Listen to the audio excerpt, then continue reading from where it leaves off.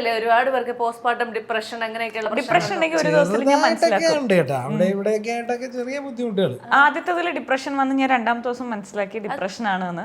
Postmortem depression നമുക്ക് normally നമ്മളുടെ രീതികളാണ് പറയില്ലേ, ഇതുവരെ കണ്ടുകൊണ്ടിരുന്ന അല്ലെങ്കിൽ ഇതുവരെ നമ്മൾ പെരുമാറിയതൊന്നും നമുക്ക് ഇഷ്ടമല്ലാതെ വരിക, നമുക്ക് ദേഷ്യം വരിക, നമുക്ക് കൺട്രോൾ ചെയ്യാൻ പറ്റാത്ത ഒരവസ്ഥ വരിക,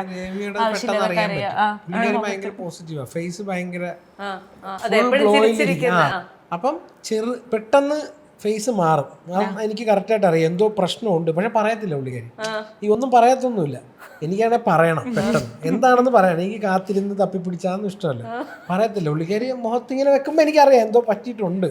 4 തവണ ഞാൻ ചോദിക്കും, 5ാമത്തെ തവണയും പറഞ്ഞില്ലെങ്കിൽ ഞാൻ എന്റെ ഒഴുക്കി പോകും. അങ്ങനെയാണോ? ഇല്ല, ചോദിക്കും, പറയണോ, അറിയണം. പുള്ളിക്ക് അറിയണം. എനിക്ക് അങ്ങനെയല്ല, എനിക്ക് ആരോടും ഒന്നും പറയുന്ന ഇഷ്ടമല്ല. എനിക്ക് ഞാൻ തന്നെ റീസൺ കണ്ടെത്തി, എന്താണെന്ന് കണ്ടെത്തി ഞാൻ തന്നെ അത് കോപ്പപ്പ് ചെയ്ത് കളയണം, മാറ്റണം. അപ്പൊ ഞാൻ ഫ്രഷ് ആയിരിക്കും. ഇപ്പൊ ഞങ്ങളുടെ ഫസ്റ്റ് ഡെലിവറിന്റെ ആണെങ്കിലും പിന്നെ ഇടയ്ക്ക് ചിലപ്പോൾ ബാത്റൂമിൽ പോയിരുന്ന് കരയും. ഓ അങ്ങനെയൊക്കെ നേരിട്ടൊന്നും പറയത്തില്ല, കരഞ്ഞ് കണ്ണൊക്കെ കലങ്ങി വന്നിട്ട് എന്താ മാഷേ ചായ വേണോ, എന്തിനിടെ കരഞ്ഞത്? ഞാൻ കരഞ്ഞതില്ല, എവിടെ കരഞ്ഞത്? പണ്ടായിരുന്നു ഭയങ്കര കൂടുതൽ, ഇപ്പൊ ഓക്കെ പ്രശ്നമില്ല.